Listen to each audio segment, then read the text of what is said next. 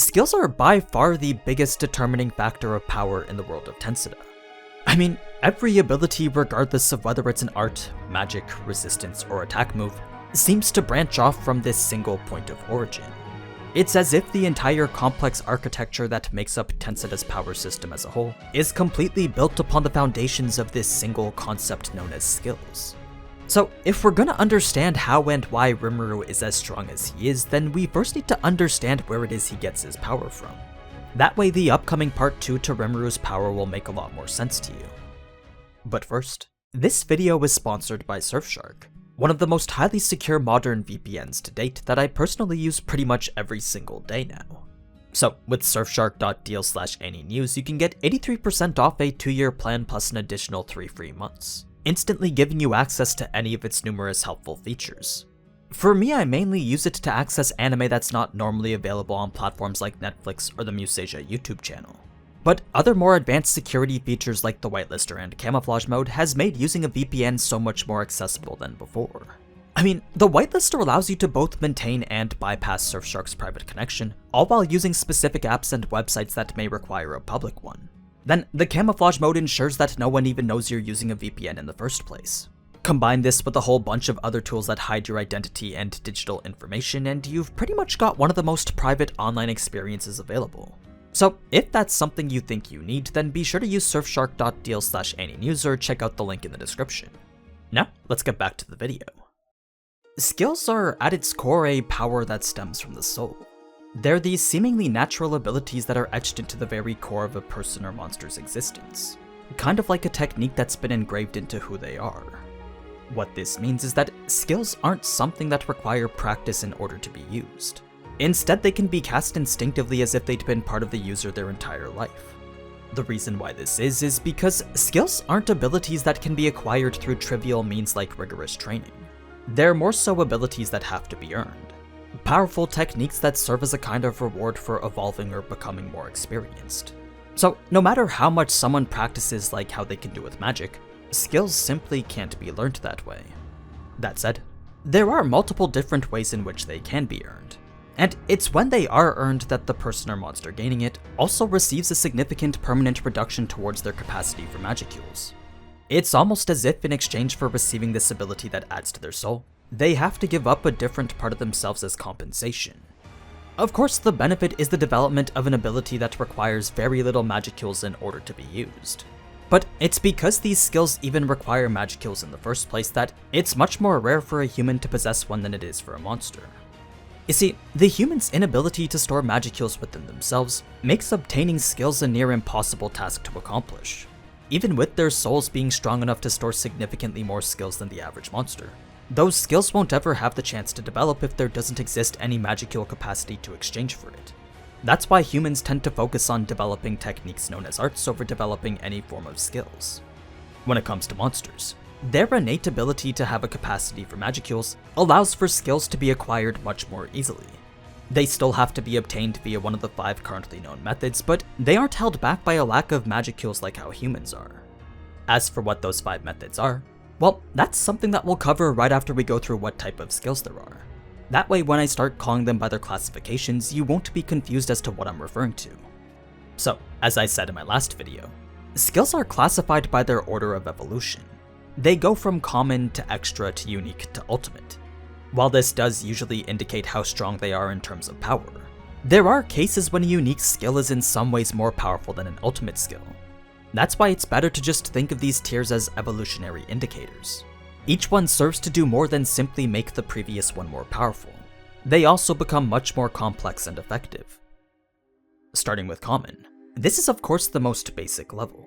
These are skills that are typically found to be shared amongst many races of monsters, likely because they could have been born with it, or the skill itself was just that easy to acquire.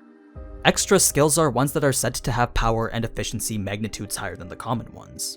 To get an idea of just how much higher, let's use the extra skill Ultra Speed Regeneration as an example. This is a skill that when in its common form is simply known as self-regeneration, and it's one of the skills that slimes or vampires are born with. What it does is it basically restores any physical damage that the user has taken. So even if an arm or leg has been severed, self-regeneration will work to grow another one. When it comes to Ultra Speed Regeneration, This acts far more efficiently and effectively than how self-regeneration does. You see, there's only so much continuous damage that self-regeneration can keep up with, whereas ultra-speed regeneration can heal pretty much everything. So long as the user's body isn't being destroyed at an atomic level, then ultra-speed regeneration will continue to heal it back to its normal state. That's just how superior an extra skill is to its predecessor. Moving on to unique skills now. This is where things start to get a little bit more complicated, because it's at this stage that the fundamentals start to change. What I mean is that skills of this tier and above are no longer attainable the same way a common or extra skill is. Certain conditions have to be met in order for a unique skill to come into existence. Conditions that center around a person's desire. If a person or monster doesn't possess strong enough feelings or even a sense of self strong enough to support it, then those are indicators that their soul simply isn't capable of acquiring it. They're conditions that rely on the part of the soul known as the ego, the essence of an individual that establishes who they are, mainly through their memories and sense of self.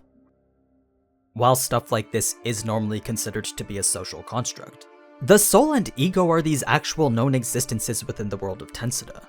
So the stronger one's desire and sense of self is, the stronger their soul is in general, and the more likely it is for them to be able to acquire a unique skill. Those who don't possess those feelings will never be able to acquire one of their own. That's why unique skills are described to be the shape of the mind. They're a person's very will given form into reality. Now, one of the other fundamental differences between unique skills and the two below it is that unique skills are often a combination of various different subskills. Sometimes these can be an amalgamation of already existing common and extra skills, but other times they can be a mix of all completely new skills. That's what makes unique skills, well, unique. For a little bit more context, because these are abilities that are shaped from one's personal desire, the way it manifests into reality will be different for everyone, essentially meaning that it can never be the same. So, the instant a unique skill has been formed within someone's soul, no other person or monster can ever naturally possess it at the same time. It's an ability unique to the owner for the rest of their life. Last but certainly not least, ultimate skills follow pretty much all the same fundamentals that unique skills do. They're composed of numerous different subskills, require an even stronger soul and sense of self in order to be formed, and can only belong to a single person at any given time. What makes them different from unique skills, though, is mainly their level of power and effectiveness. I mean, they are the highest and final evolutionary form of them. So it makes sense that something called an ultimate skill would give the owner a level of power in accordance with that. Usually something along the lines of controlling the very laws of nature or manipulating the principles of the world. You know, basic god stuff. But anyway, now that you know the tiers in which skills are classified, the only other subsections you need to know about are intrinsic skills and resistances. These are skills that are typically specific to a certain race of monster, most often given to them upon their birth as a small set of low-tier common or extra skills. So, for a slime like Rimuru, the intrinsic skills for him and all the other slimes in the world would be Absorb, Dissolve, and Self-Regeneration. Resistances, on the other hand, are pretty much defensive variants to these. Most of the time they're given upon birth in accordance with the race of a monster, which is why they're usually considered to be part of the intrinsic skills. But there are times where resistances can be acquired post-birth as well, either through a stage of evolution or by simply exposing yourself to a negative status or effect while in the presence of a high concentration of magicules. The end result is the passive ability to withstand certain physical or magical phenomena. Alright, now let's talk about how exact these skills are acquired. I know they may not seem very rare considering how easily Rimuru goes about obtaining them, but they're actually much harder to come across than you'd expect. I mean, not everyone has been blessed with the very OP combination of Great Sage and Predator. So, to be able to possess even a single unique skill already places you well above the strength of the average soldier. That's why Otherworlders are treated as such valuable assets. The unique skills they possess upon their reincarnation is a highly coveted ability. Anyway, the first method in which skills are gained is through birth or evolution. This typically doesn't apply to humans, but monsters, as we know, are a type of species that can be born with certain skills unique to their race. Evolution, on the other hand, refers to something a bit more vague. There's no distinct method that describes how a person or monster can evolve, but it's when they do that they usually receive new skills in the process. This can either be an already existing one evolving into something stronger, or a completely brand new skill independent of all the others. If we use an orc as an example, The unique skill Starved is one that's only granted to it after one has finally evolved into an Orc Lord.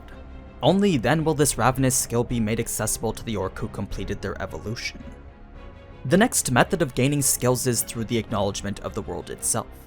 Whenever the system that governs the world has deemed someone worthy of receiving a skill, the voice of the world will be heard as it announces what they've earned. It's an event that's usually defined by the accomplishment of a spectacular feat, or the successful implementation of a skill without actually possessing it. The feats are most often occasions in which a person undergoes significant personal growth. So, in the context I mentioned earlier, it's pretty much anything that helps to fuel one's own desires and feelings, essentially strengthening their soul so it becomes more suitable to carry skills within it.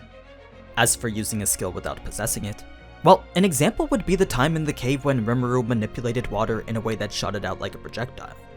Because he was able to figure out how to properly use this ability on his own, the voice of the world declared that he'd gained the skill Waterblade in recognition of that. That's the essence of how this acknowledgement process works. The third method of acquisition is actually the one that we see most often, and it's the process of stealing skills from another person. Most of the examples we've seen in the anime are mainly from unique skills that specialize in extracting other skills from a specified target. But we've also seen Rasen steal skills by possessing the bodies of their owner. It's a more robust method that involves gaining access to the target's soul. Once the process to do so is complete, he's able to take any skills they possess as his own. Now, the fourth method of gaining skills is the process of sharing, a very situational method in which we've only really seen Rimuru use. Thanks to the sub-skills of the unique skill Gluttony, Rimuru can use any of the skills his followers possess or hand down duplicates of any of the skills he possesses, essentially giving full reign over which skills he and his subordinates have control over.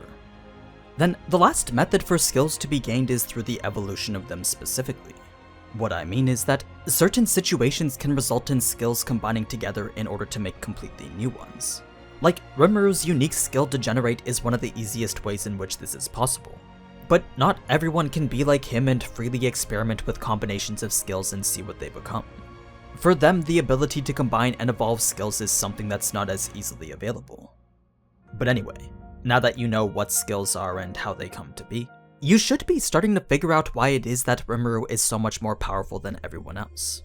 Yes, the unique skills he started out with were definitely helpful, but the main source of where all that comes from is his soul. His peculiar existence as an Otherworlder has made him what he is today. Remember, Otherworlders are usually these beings that possess a single unique skill upon their reincarnation. This is because their souls are made stronger due to the reconstruction of it that happens as they cross from the physical world to the cardinal world. That's why they're capable of supporting a power that no other normal human can.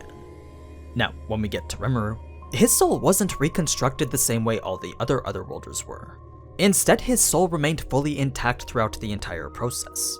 It was a unique occurrence that not even Veldora knew was possible. So this means that Rimuru's soul was already extremely powerful right from the get-go. Not only did it allow him to possess 2 unique skills upon his reincarnation, but it also seems as if he has capacity for infinitely more, once again showing just how limitless his potential for growth actually is. But yeah, that's pretty much everything you need to know about skills. Hopefully you were able to learn a little bit more about how everything works. And if you want to see more, then be sure to leave a like or let me know down in the comments below. Now, before I go, I'd like to thank Surfshark once again for sponsoring this video. If you're interested in a more secure and versatile online experience, then be sure to use surfshark.deal/AniNews to get 83% off that 2-year plan today. But anyway, as always, thank you so much for watching, and if you enjoyed this type of anime content, then you already know what to do. So, until next time. Ciao!